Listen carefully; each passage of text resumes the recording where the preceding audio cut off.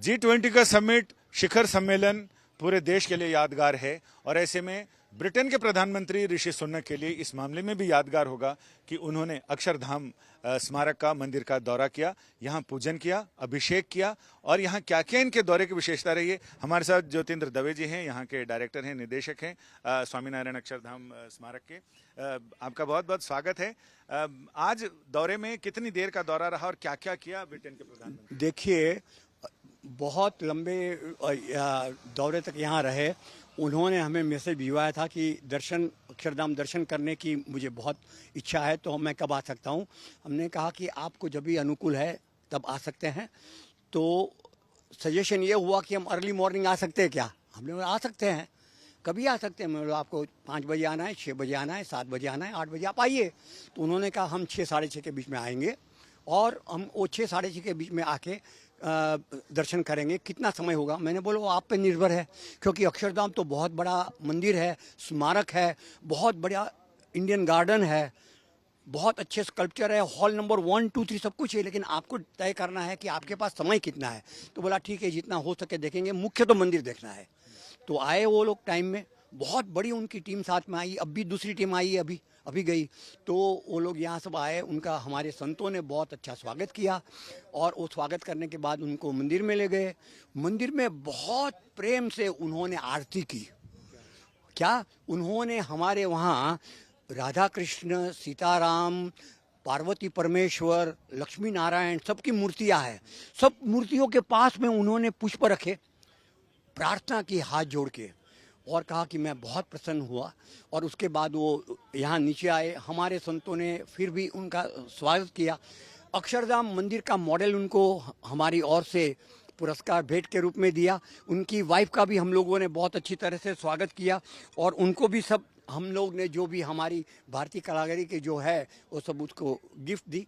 बहुत प्रेम से उन्होंने कहा मुझे बहुत बहुत बहुत आनंद आया है और मैं चाहता हूँ कि मैं जब भी मुझे मौका मिले तो मैं आता रहूं, यानी बार बार आता रहूं। नहीं, जब भी मौका लेके तो वहां आए। और इसके बाद उन्होंने अभिषेक भी करना था यहाँ। नहीं, अभिषेक करने का समय नहीं रहा, क्योंकि मुख्य मंदिर में उन्होंने इतना समय दे दिया कि उनकी टीम के जो मेंबर थे उन्होंने उसको कहा कि सर हमको अभी राजघाट पे जाना है, फिर दूसरा 10 बजे भी कार्यक्रम है, तो इतना हमारे पास समय नहीं रहेगा अगर आप सब जगह जाना चाहते हो। तो उन्होंने बोला आपको डिसाइड करना है।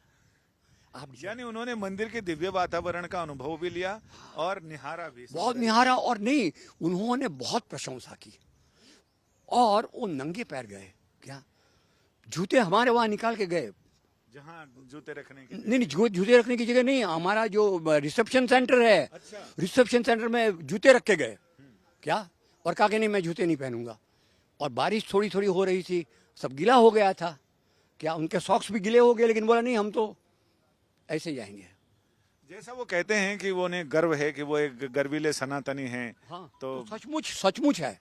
आप हमको ये महसूस हुआ कि सचमुच उनको भारतीय धर्म के प्रति, भारतीय संस्कृति के प्रति बहुत प्रेम है और उसकी जो परंपरा है वो परंपरा में भी प्रेम और स्नेह है जो उसको एक्सेप्टेबल है।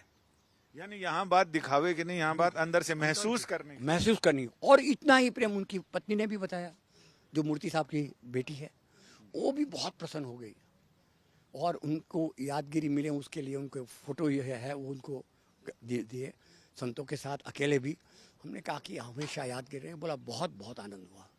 तो कुल मिलाकर इसमें ये देखा जाए कि अक्षरधाम के लिए भी एक यादगार समय है, ये G20 अपने लिए भी यादगार है, नहीं, प्रधानमंत्री जी के लिए भी यादगार है। और मैं आपको बताऊं सर, अक्षरधाम का उद्घाटन हुआ ना, तो उस समय के हमारे राष्ट्रपति डॉक्टर APJ अब्दुल कलाम और डॉक्टर मनमोहन सिंह दोनों एक साथ में एक ही स्टेज पे उद्घाटन के लिए आए थे।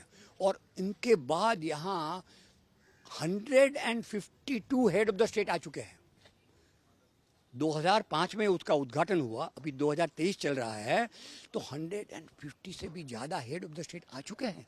और जो भी आते हैं बहुत प्रसन्न होकर जाते हैं, क्योंकि अक्षरधाम जो पूरा बना है ना, वो कहीं भी लोहे का, सीमेंट का इस्तेमाल नहीं किया गया है।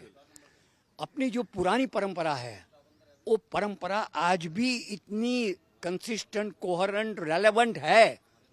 क्या, ये हम दिखाना चाहते हैं कि हमारे वहाँ जो बड़े बड़े मंदिर आज से 1000 साल पहले हुए, बृहदेश्वर का टेम्पल आप देखिए, मीनाक्षी का टेम्पल देखिए, चिदम्बरम का टेम्पल देखिए, सब टेम्पल इस तरह से बने थे।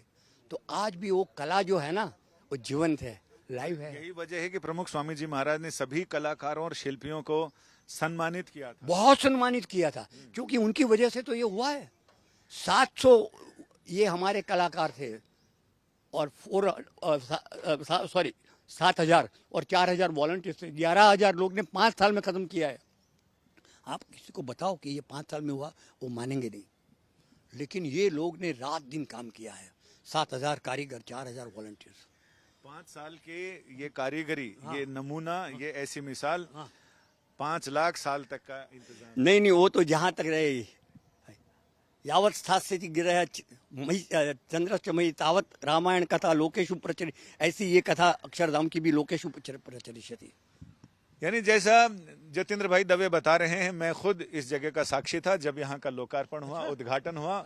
उस समय यहाँ बहुत एक वृहद, बहुत बढ़िया दिव्य सांस्कृतिक समारोह हुआ था जिसके हम साक्षी थे, और गोकार्ट से राष्ट्रपति जी को वहां तक ले जाया गया। प्रमुख स्वामी जी महाराज ने उनकी अगवानी की थी, और यहाँ जिन्होंने उस फिल्म में भूमिका निभाई है उनका नृत्य प्रस्तुति भी थी, जिन्होंने भगवान स्वामीनारायण की भूमिका निभाई। यानी पूरे देश के लिए G20 यादगार हुआ। अफ्रीकी देशों के लिए इसलिए यादगार कि भारत के G20 समिट में ही उन्हें सदस्यता मिली है स्थायी रूप से। प्रधानमंत्री जी के लिए यादगार कि दोनों प्रधानमंत्री, भारत के प्रधानमंत्री के लिए उन्होंने ऐसा सफल आयोजन किया, ब्रिटेन के प्रधानमंत्री के लिए उन्होंने उसमें यहाँ पर हिस्सा लिया और साथ ही अक्षरधाम के दर्शन किए। और पूरे देश के लोगों के लिए तो यादगार है ही। आप किसी भी रूप में याद करना चाहें, अच्छे रूप में भी या फिर किसी अन्य रूप में भी, लेकिन कला के रूप में तो वो अपने आप में एक यादगार क्षण है, एक ऐतिहासिक क्षण है। कैमरामैन संजय के साथ संजय शर्मा, दिल्ली आज तक।